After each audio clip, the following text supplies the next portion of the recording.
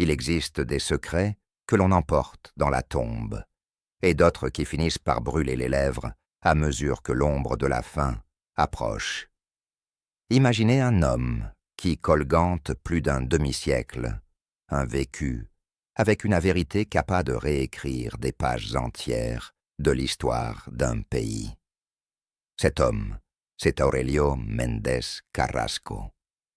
A 84 años, así en el nombre de su apartamento de Getafe, durante un après-midi étouffant de 2019, decidió que el tiempo de silencio estaba revolucionado.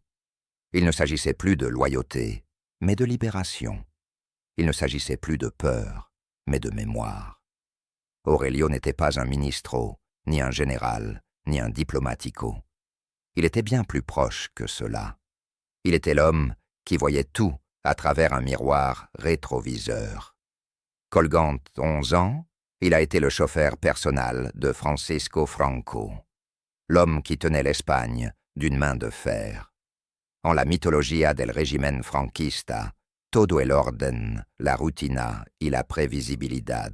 Les biographes officiels ont dépeint un dictateur aux habitudes monacales, pruc, robotiques, lever à la même heure, prières à la même heure, chasse aux mêmes dates. C'était une horloge suisse, destinée à rassurer ses partisanos et à décourager ses ennemis. Mais Aurelio, lui, connaissait la falle dans l'armure. Il connaissait esta fisura quirúrgica en el empleo del tiempo del caudillo. Cada vez que entre las 15 y las 10 horas, el protocolo se evapora. Pas de garde d'honneur, pas de Rolls-Royce blindé, pas de motard en uniforme. Juste une voiture banalisée, une assortie latérale du palais du Pardo, et 2 hommes, l'un qui gouvernait l'Espagne et l'autre qui conduisait en silencio. Pourquoi un tel homme, despoué d'haber survécu aux années les plus sombres de la dictature grâce à une discrétion absolue, déciderait-il de tout risquer à l'hiver de sa vie? Para comprender, il faut respecter dans les yeux d'Aurelio ce que son petit-fils Marcos a fait colgant des décennies. Marcos sentait cette ombre, ce poids invisible qui pesait sur les épaules de son grand-père alors qu'il jouait tranquillement au domino. Ce n'était pas la fatiga de la edad, c'était la fatiga de la verdad. En 1951, cuando Aurelio comenzó a trabajar para Lepardo, comprendió que su supervivencia dependía de su capacidad de venir invisible. Il est ponctuel, efficace, mais surtout, il sait ne pas respecter là où il ne doit pas. En la España de los años 50, savoir-se taire était une compétence plus précieuse qu'un diplôme universitaire.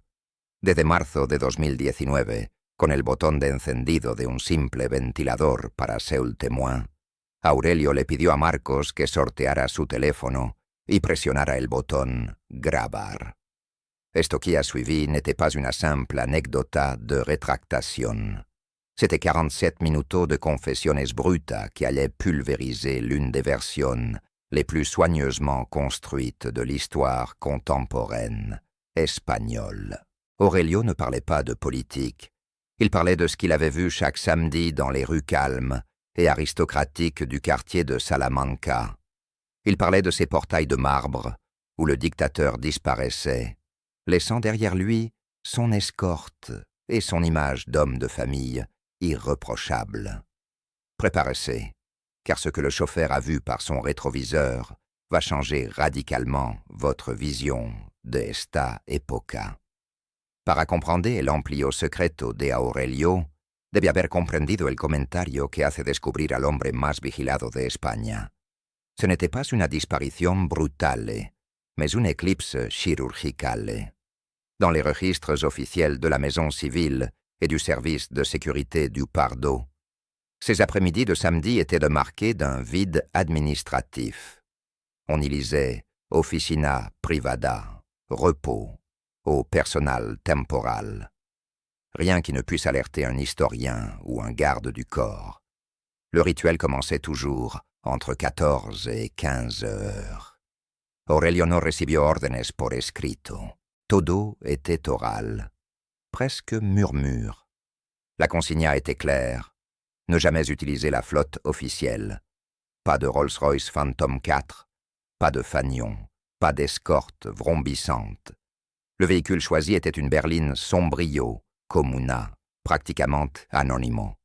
Para evitar la entrada principal para una salida lateral, se debe abrir una puerta en una ruta secundaria. En este momento, el jefe del Estado español dejó de ser el caudillo para venir de un simple pasajero clandestino en su propio pago. Una vez en el interior del vehículo, se instala una escena extraña. Franco, el hombre acostumbrado a dirigir las armas, se niega a donar el destino final de la partida. Il dictate l'itinéraire mètre par mètre. Tournez ici, tout droit, à gauche, maintenant. Aurelio avait pourtant compris le trajet dès la 3e fois, mais il feignait l'ignorance. Il avait appris que pour servir un tel homme, il fallait lui laisser croire que son secret était encore total. Le point de chute était immuable, le quartier de Salamanca. Santuario de la élite antigua, corazón de una aristocracia que avait gagné la guerre. Un lugar donde los conserjes uniformados sabrán que está en espera de no tener nada que ver. El orden final sigue siendo el mismo. Garez-vous dans la rue parallèle.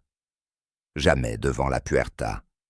Franco descendait seul, réajustait son pardessus et marchait vers l'un des 3 appartements identifiés au fil des ans. Aurelio entrait alors dans une attente qui pouvait durer 13 heures. Seul dans l'habitacle, il voyait passer des ministres et des généraux sans savoir que l'homme qui décidait de su destin était caché à quelques mètres de là, derrière un portail anonyme. Le retour était le moment le plus pesant. Quand Franco remontait en auto, il ne disait jamais un mot. Le trajet vers le palais du Pardo se desvela en un silencio absoluto. Franco mira la ventana, así como Aurelio arregla la ruta, consciente de ser el mismo témoin d'une falle temporelle dans l'histoire de l'Espagne. Ce protocole a duré 10 ans. Mais comme nous allons le voir, chaque secret finit par dejar un rastro. Et cette trace, Marcos allait la trouver dans les registres notariaux d'une société qui n'existait que sur le paper. Si les paroles s'envolent, les archives possèdent une mémoire de pierre. Para Marcos, le récit de son grand-père ne pouvait pas rester una simple leyenda familiar.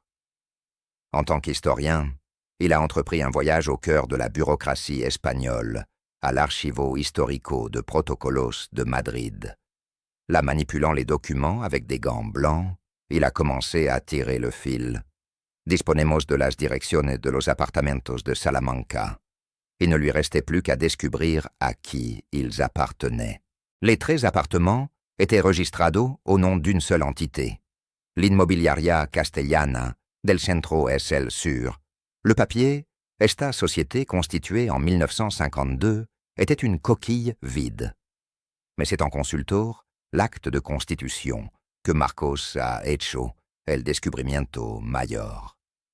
Parmi les 3 associés fondateurs, un nom apparaissait en lettres d'imprimerie, Luis Carrero Blanco. Le choc est total. Carrero Blanco était l'éminence grise du régime, mon amiral. Pourquoi l'homme le plus puissant de l'État après le caudillo gérait-il personnellement 3 appartements privés? La respuesta est fascinante. Ce n'était pas un simple service rendu. C'était une arquitectura de poder. En conception de este sistema, Carrero Blanco se vuelve indispensable. Il était le gardien de la clé, le seul possédant les preuves matérielles de l'infidélité du dictateur envers son image publique et envers son épouse, Carmen Polo. Carrero Blanco avait bâti una jola dorada autour du secret de Franco. Mientras que la logística y el silencio de los conserjes son gestionados, Franco Louis était lié par une dépendance totale. C'était un pacto de sangre administrativa. Mais si esta estructura fue perfecta, ¿qué es lo que provocó la fin brutal de estas visitas en 1964? ¿Por qué Franco a-t-il soudainement cessé de descendre de voiture? Marcos allait bientôt descubrir que même cette forteresse de silence avait une faille. Et d'este fall portait un nom de femme, Isaura. Todo el sistema posait un punto de ruptura. Pour Carrero Blanco, ce fut l'été 1964. Un periodista français corresponsal en Madrid s'invite dans l'équation. Marcos exhuma alors l'expediente numéro 11, le dossier numéro 11, classé Affaires réservées. Este documento describe une fuite d'informations sensibles de caractère personnel related à une personne de portée institutionnelle maximale. Le dossier révéla que Isaura Vidal Esteve, la femme de l'ombre, a parlé. Le periodista français a réussi à obtenir au moins 3 entretiens avec elle. Pour le régime, le risque est cataclysmique. La imagen de rempart de la morale chrétienne de Franco risque de s'effondrer. La machina de répression montre alors sa froideur. La Direction générale de la sécurité intervient. Le periodista está expulsado en 48 horas y todas sus notas sont récupérées. Pero el problema réside en Isaura. Comment faire taire celle qui a partagé l'intimité du caudillo colgante 10 ans? El 14 de septiembre de 1964 se firmó un acuerdo de silencio permanente. Ce n'est pas una amenaza de muerte, pero una renta financiera sustancial y una protección del Estado en un intercambio de un borramiento total de la vida pública. Isaura signe sa disparition de l'histoire. C'est à este periodo qu'Aurelio vit la scène qu'il n'oubliera jamais. Arrivé devant le portail, Franco reste prostré sur le siège arrière colgante diminuto, fixant le bâtiment dans un quillet de plomb, avant de lâcher « Aurelio, on rentre ». Il n'y retournera plus jamais. Mais l'histoire ne s'arrête pas là, car des décennies plus tard, une voisine confiera à Marcos une vision fugace des années 70. Une femme marchant dans Madrid, inquilino, la main d'un enfant au look sombre. Un niño no tiene la mâchoire et le front rappelait de manière insoportable le visage du dictateur. Toda la historia terminó por desaparecer, pero ciertos dejaron un calor residual. En el medio de los años 70, mientras Franco estaba en agonía, la madre de Consuelo Monasterio cruzaba Isaura en una calle de Salamanca. Elle tenait la main d'un garçon de 8 ou 9 ans, au respect sérieux.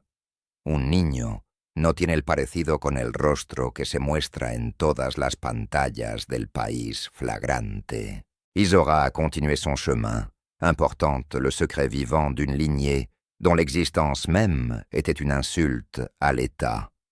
Isaura est morte à Valence en 1997, officiellement sans descendiante. Pourtant, ses comptes bancaires ont reçu des virements d'origine indéterminée jusqu'au milieu des années 80. Le pacto de silencio avait tenu. ¿Qué pasa con el niño? S'il existe, cet homme aurait aujourd'hui près de 60 ans, ignorant peut-être que son sang est celui du dictateur. En la España de Carrero Blanco, borrar la identidad de un niño es una simple formalidad. Les arquitectos de este secreto ont emporté leurs mystères. Carrero Blanco a péri dans l'explosion de sa voiture en 1973. Franco s'est éteint en 1975. El 7 de marzo de 2021, Aurelio Méndez Carrasco s'en est allé à son tour, laissant à son petit-fils 47 minutos de grabaciones de audio. 47 minutos d'un nombre al fin decidió brindar un semisiècle de silencio. Aujourd'hui, de nombreux dossiers restent classifiés.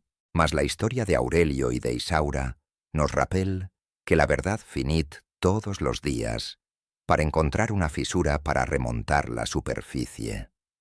L'Espagne cuenta una versión del même, mais dans les recoins sombres de Salamanca et dans les souvenirs des chauffeurs, il existe une autre histoire, una historia de silla y de traición que nos obliga a nuestros demandantes. Combinan otros secretos que se duermen en los archivos que nos interponen el trabajo.